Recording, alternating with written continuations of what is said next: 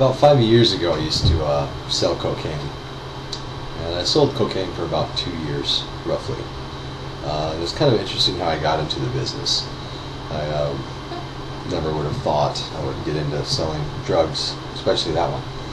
But I had a job at a restaurant in Scottsdale, Arizona, and I ended up getting to know everybody.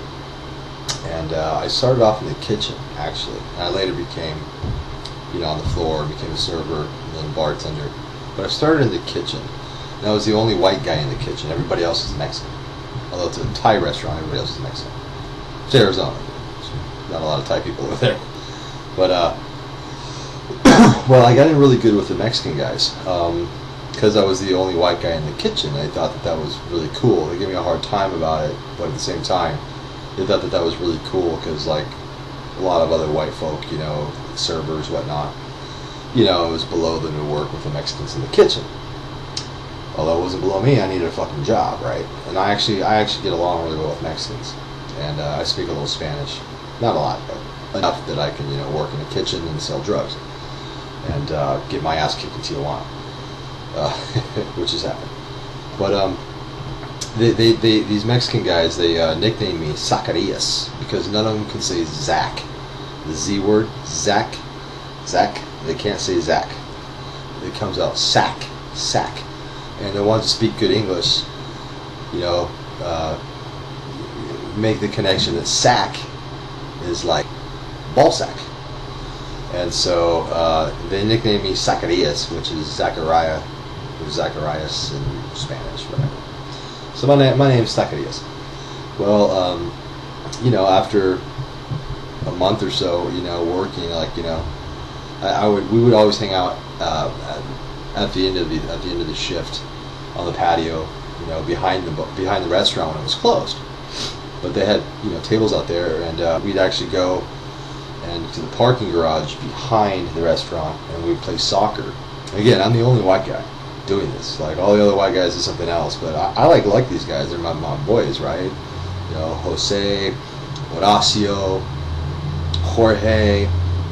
Fuck, this is a long time ago. I don't remember all their names, but you get the idea. So we play soccer and shit. So they kind of they accepted me as one of their own, and also it helped that I was the only one that had ID, because every one of them was fucking illegal. So I was the only one that had idea. So guess who bought the Corona and the Tecate? Me. So that they like to keep me around about that. But long story short is we started doing cocaine. That was like the first time I'd actually really done like good cocaine. And they started hooking me up. I'll try this out. I was like thinking to myself, fuck, this shit was junk. I tried this in high school. I don't understand what all the fucking raves about, right? Because it didn't really do anything. And well, it's because it was fake or really weak. So first time I did a line of real cocaine, it was like, oh, it was like the skies parted and God came down and touched me. I mean, like, God, the euphoria and the adrenaline you get, and just the overall state of well-being, like, with good cocaine is awesome. In my opinion, for me, that's my favorite drug. Unfortunately, it's hard to get that, especially if you develop a habit, because it is habit forming, and you have to do more and more and more and more to get close to that high, and eventually you can't get that high anymore. But if you're new to cocaine, or you don't do it very often, it's orgasmic, practically. It's almost as good as sex. Nothing's as good as sex, but fucking damn close. Well, I ended up getting fired from the job, and not for that, for other shit. And well, they trusted me, so they one of them walked me into the Bavario, which means the neighborhood, where everybody got the drugs. That was the main coke dealer in Scottsdale, Arizona. And it was weird. They had to escort me in there because like white people didn't go there. Like they're like real gangs there that would hang on the corners and like fuck people up or rob people and break into people's cars if they saw like somebody not from the neighborhood. Just doing like, fucking thug shit. So they escorted me in there and they introduced me to the main drug dealer. And he was a little sketchy at first because he didn't know I understood Spanish. He didn't know that I could understand Spanish. So he was basically saying, "Fuck this! Why'd you bring this white guy into my house? Get him out of here! I'm gonna deal with him." And then they were saying in Spanish, "No, he's cool. It's like it is. We worked with him for like 2 years. He's cool. He's cool. He's cool." And eventually he was like, "Okay, well, if he's cool, but if anything ever happens, it's your guys' ass."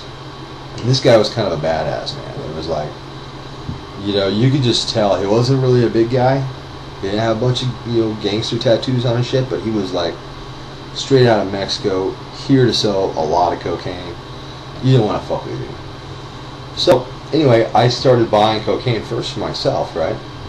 But the cocaine from these guys was fucking awesome, because you buy it from white guys or anybody else, especially black guys, it's usually fucking stepped on.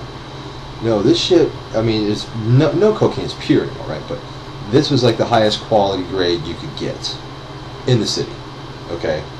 And I got it for like the lowest possible price because I went straight to the source, and he hooked me up. Anyway, him and I ended up becoming good friends because I saw him almost every day. That's one reason. Anyway, yeah, I'll finish that part. Get a drink here. Grand Poobah, sorry, screwdriver. Oh yeah. Anyway, we became good friends. We saw each other a lot. I taught him how to speak English, kinda, sorta, and he helped me with my Spanish, and I ran errands for him, shit that he needed an ID for, shit like that. We became good friends. Not like best buddies, but yeah, we became friends, and so I eventually realized, so I worked at this bar, and I eventually realized that there's such a demand for cocaine that, fuck, I could sell this shit. And so I started buying, instead of buying just personal amounts, like grams at a time for me, I started buying 8 balls, half an ounces and shit, and just sitting on it, and just, making a lot of money, and a lot of free drinks, because you were the dude with the coke.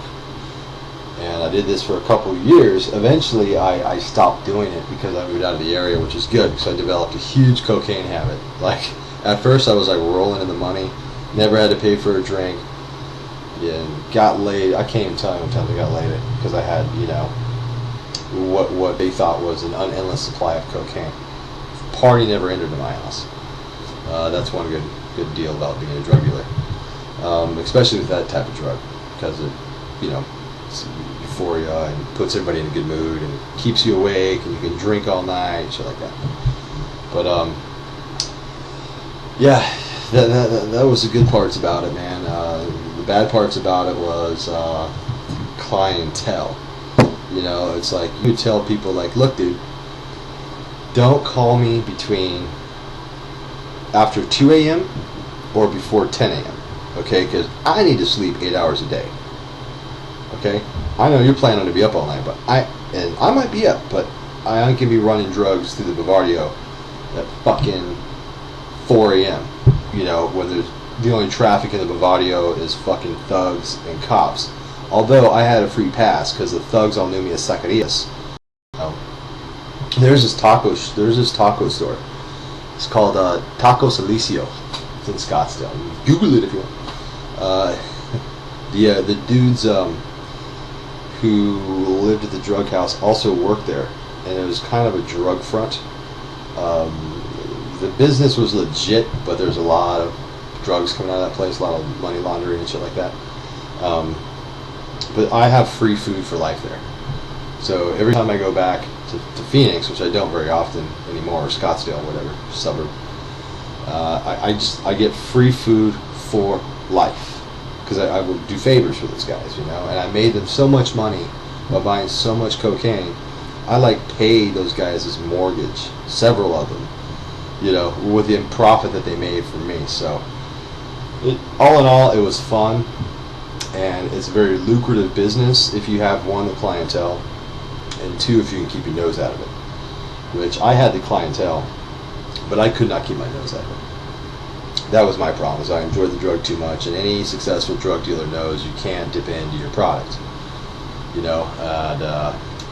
again, I didn't start it for the money, I started for the fun. And I had a lot of fun And then eventually, though, it just shit fell apart. I moved, they moved, and it was just like, you know, I'm glad I got out of it. I'm a little too old to be fucking around with that shit anymore, or any, you know, illegal street drug. But for those of you that aren't too old and adventurous and willing to take some risks, it is a lucrative business. Just about any drug.